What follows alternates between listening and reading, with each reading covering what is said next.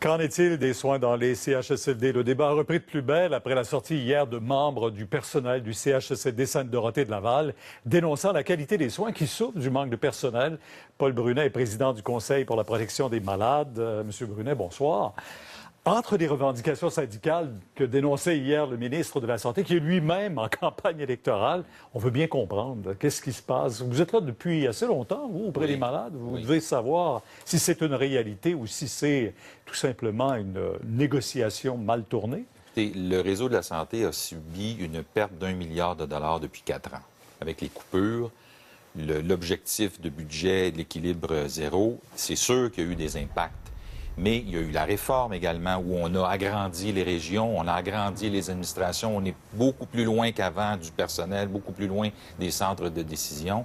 Et nous, on observe sur le terrain qu'il y a une baisse, il y a une dégradation jusqu'à un certain point. C'est pas pareil partout. Il y a des places où ça va bien, il y a des places, mais il y a beaucoup de places où ça va mal. Quand je dis ça va mal, là, ça pue. Les chaises roulantes sont sales, les gens sont pas soignés au niveau des ongles, les soins aux pieds, les soins aux cheveux. L'hygiène dentaire, il n'y en a pas dans les CHSLD. D'ailleurs, c'est ce qu'on vous a demandé et vous l'avez fait avec nos collègues aujourd'hui. Quelles sont les plaintes les plus fréquentes que vous observez? On a ce tableau et on commence justement avec l'hygiène. Bon. Les problèmes, des plaintes qui concernent l'hygiène. Par exemple, les 2 bains que le ministre a annoncé qu'il voulait autoriser, c'est sûr qu'il y a une bonne volonté là pour celles et ceux qui le peuvent et le veulent, rappelons-le, ou une douche.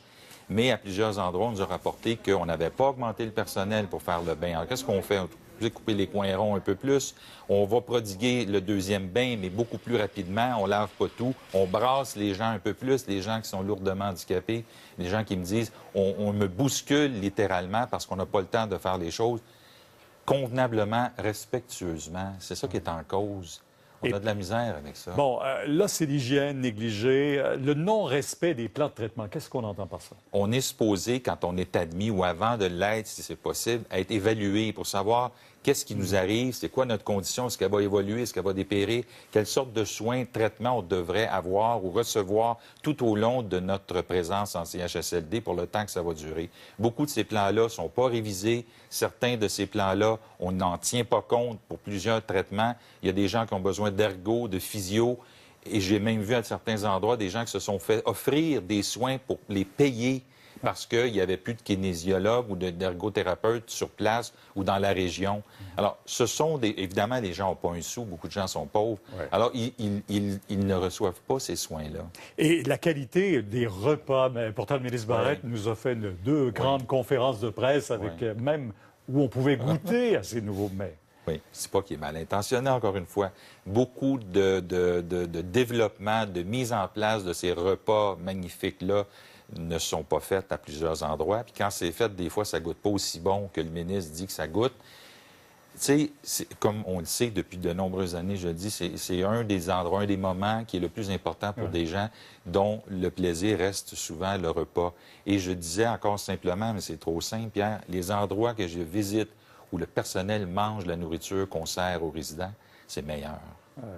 Il n'y a pas de science là-dedans, mais une sorte d'imputabilité. Hein? Quand tu offres des choses à des gens, tu y goûtes, tu montres que c'est bon. Puis si c'est pas bon, le hasard fait que la correction se fait plus vite que les 45 jours qui sont requis quand on fait une plainte. C'est des gens qui n'osent pas se plaindre, justement, bien souvent. Parce qu'on faisait allusion dans le reportage d'hier que quand il y a une famille autour, allez-y tout de suite leur donner les meilleurs soins. Et tous ceux qui sont isolés et seuls, souvent, ils ne se plaindront jamais. C'est près de 3 personnes sur 4 qui résident dans CHSLD qui ne sont pas visitées.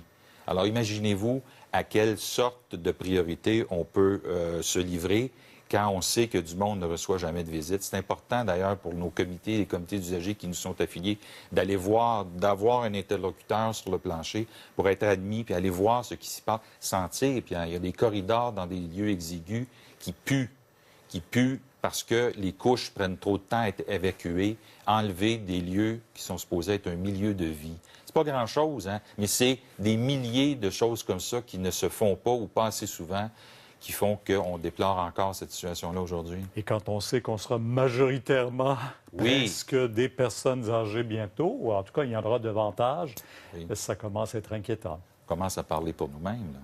Vous avez raison. Un jour, ce sera notre tour. Mais on souhaite qu'on ait droit aux mêmes soins. Merci.